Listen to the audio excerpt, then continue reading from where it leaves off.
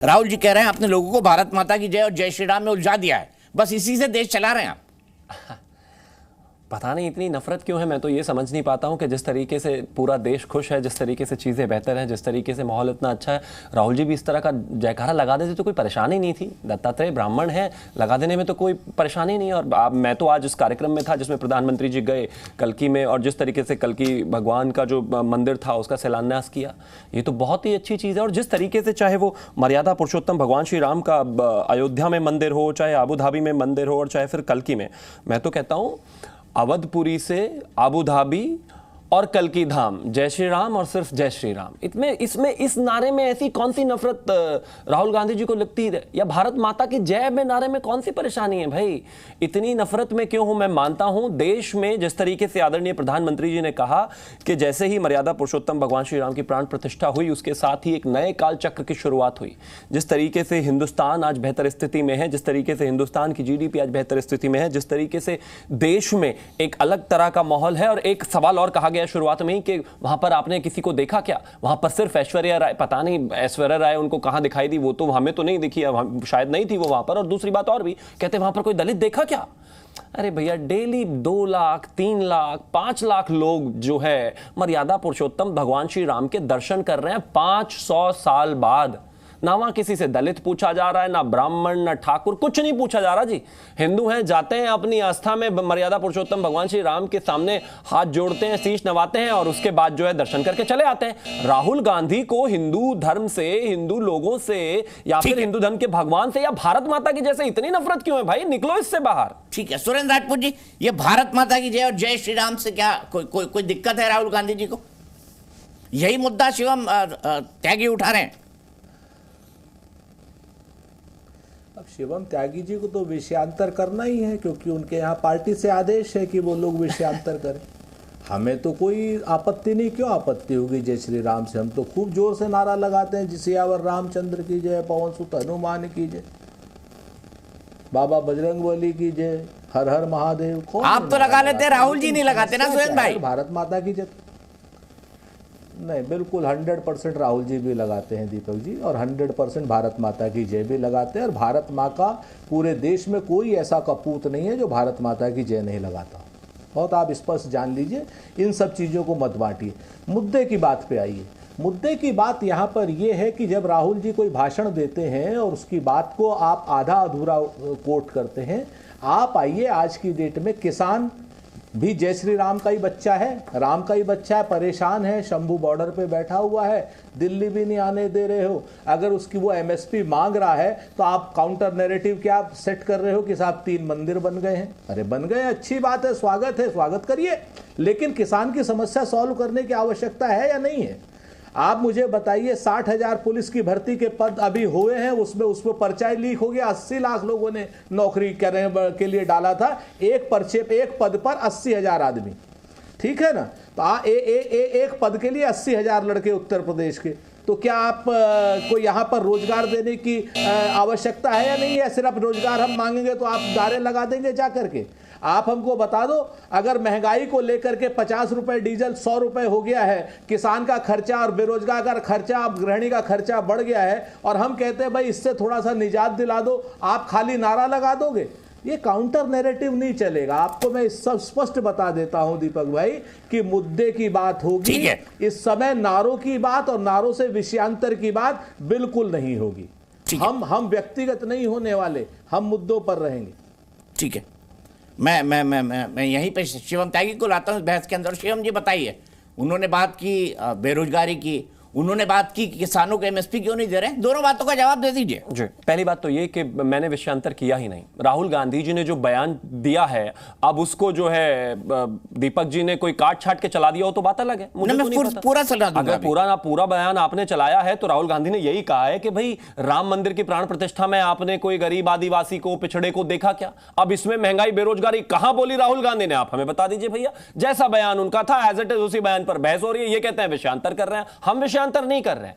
और उन्होंने ही कहा ये कि देश सिर्फ 2 ही नारों पर चल रहा है, जय श्री राम और भारत माता की जय। इसमें अगर कुछ काटछाट हुई हो वीडियो में तो भैया आप ठीक कर दो। और मैं मानता हूं बेरोजगारी से लेकर तमाम वो विषय हैं जिन पर आवाज उठनी चाहिए, लेकिन राहुल गांधी उन पर कितनी क्या बात कर रहे हैं ये देश को बताएं जरा। और बड़ी विषय की बात है। जहां तक बात किसानों की है, मैं मानता हूं कहीं ना कहीं बात चल रही है, सरकार लगातार स्थापित कर रही है और आने वाले समय में उसको भी भारतीय जनता पार्टी की सरकार जो है हल कर ले जाएगी। लेकिन इस तरीके से लगातार धर्म पर अगर चोट करेंगे तो सवाल तो होगा ही। और यहां पर राहुल गांधी जी ने खास तौर पर यही कहा है। आप मुझे एक चीज बताइए, इन्होंने कहा कि हमें तो नारों से कोई प्रॉब्लम नहीं है। हो सकता है सुरेंद्र राजपूत जी को कोई नारों से प्रॉब्लम ना हो, लेकिन फोन लगाकर अपने नेता को एक बार कह दें कि राहुल जी इस तरह की बातें मत किया कीजिए कि भाई जय श्री राम के नारे पर देश चल रहा है, कि भाई भारत माता की जय के नारे पर देश चल रहा है। और किस पे चले देश? भारत तेरे टुकड़े होंगे इंशाअल्लाह इंशाअल्लाह वाले नेता पर चले या उस नेता की पार्टी पर चले? भारत माता की जय पर ही चलना चाहिए ये देश। मुझे लगता है इसमें किसी को कोई परेशान होने की आवश्यकता नहीं है। और मैं फिर से वही कहना चाहता हूं, कांग्रेस जिस तरीके से हिंदू धर्म के प्रति नकारात्मक मानसिकता के साथ चल रही है, देश देख रहा है। ठीक है, मैं सीधे राहुल गांधी जी का पूरा बयान सुनाता हूं। सुरेंद्र राजपूत जी आप भी देख लीजिए और शिवम त्यागी जी आप भी देख लीजिए और मेरे दर्शक भी देख लें, क्योंकि सुरेंद्र राजपूत जी ने कहा कि हम जोड़ तोड़ मरोड़ रहे हैं, आएंगे उस मुद्दे पर बात करेंगे। सुनिए राहुल गांधी जी ने अमेठी में क्या कहा। आपने राम मंदिर का फंक्शन देखा? देखा ना, धूमधाम से हुआ, देखा ना? उसमें आपने किसी दलित को देखा? आपकी राष्ट्रपति, हमारी राष्ट्रपति आदिवासी है, उनको अंदर नहीं आने दिया। तुम्हारा हिंदुस्तान है ही नहीं, तुम्हारा काम भारत माता की जय, तुम्हारा काम जय श्री राम, उनका काम पैसे गिनने का, उनका काम प्राइवेट हवाई जहाज में उड़ने का, उनका काम मजे लेने का, आपका काम इधर उधर देखने का। ठीक है, अब कहां इन्होंने बात कही बेरोजगारी की, महंगाई की या और मुद्दे जिसको आप उठा रहे हैं सुरेंद्र राजपूत जी? उन्होंने साफ साफ कहा कि जय श्री राम और भारत माता की जय में घुमा रहे हैं देश को। सर दीपक भाई, फिर से मैं कहता हूं कि फिर कभी कभी आप लोग बहुत ज़्यादा निराश करते हैं। उन्होंने कहा कि तुम्हारा काम तो नारे लगाने का है, उनका काम मज़े लेने का है, हवाई जहाज़ में घूमने का है, पैसे बनाने का है। इन तीनों चीज़ों में वो सारी चीज़ें निहित हैं। क्या देश की जनता का काम नहीं है पैसे बनाने का? उनको पैसे बनाने की जगह आप उनको नारों में उलझा रहे हो और खुद पैसा बना रहे हो अडानी के साथ में। क्या बुरी बात कही उन्होंने? क्या ये सच नहीं है कि दलित राष्ट्रपति को पहले तो संसद के शिलान्यास में नहीं बुलाया, इनॉग्रेशन में आदिवासी राष्ट्रपति को नहीं बुलाया और मंदिर में भी आदिवासी राष्ट्रपति दलित पूर्व राष्ट्रपति दोनों को नहीं बुलाया गया? क्या ये अपने आप में सच नहीं है? आप मुझे एक बात बता दो कि आप जितनी भी नफरत फैला लो अपने बयानों से, हम नहीं कहते, लेकिन जनता जो है वो तो देख ही रही है ना। जनता तो ये देख ही रही है ना कि पुलिस की भर्ती के जो 80 लाख लोग आए थे उनकी भी पर्चे आपने लीक कर दिए। आप जनता तो ये भी देख रही है ना कि लोकतंत्र में किस तरीके से विषयांतर, आज जो सुप्रीम कोर्ट ने ऑर्डर किया, जो मसीह ने माना कि हाँ मैंने 8 वोट खराब किए और लोकतंत्र की हत्या हुई वहां पर, आज तो ये तो, और कल रात में उस आदमी ने क्या नाम है वो जो मेयर बनाया था आपने, उसने इस्तीफा भी दे दिया। लोकतंत्र की हत्या भारतीय जनता पार्टी कर रही है, आप देख रहे हो ना। आप ऐसा, लेकिन आप धृतराष्ट्र बने हुए, क्योंकि दुर्योधन का आपको साथ देना है। अब इसको भी सिनोनिमस बना लीजिएगा कि मैंने मोदी जी को दुर्योधन कहा और क्या नाम इसको दीपक चौरसिया को धृतराष्ट्र। ऐसा नहीं, मैंने सिर्फ एक उदाहरण दिया। मैं आपको फिर से कहता हूं एक बात दीपक भाई, मत आंख बंद करो, यकीन मानो इस बात का। मेरी तो खुली हुई है भाई, कहीं ना कहीं आंख बंद करके कैसे शो करूंगा सुरेंद्र भाई?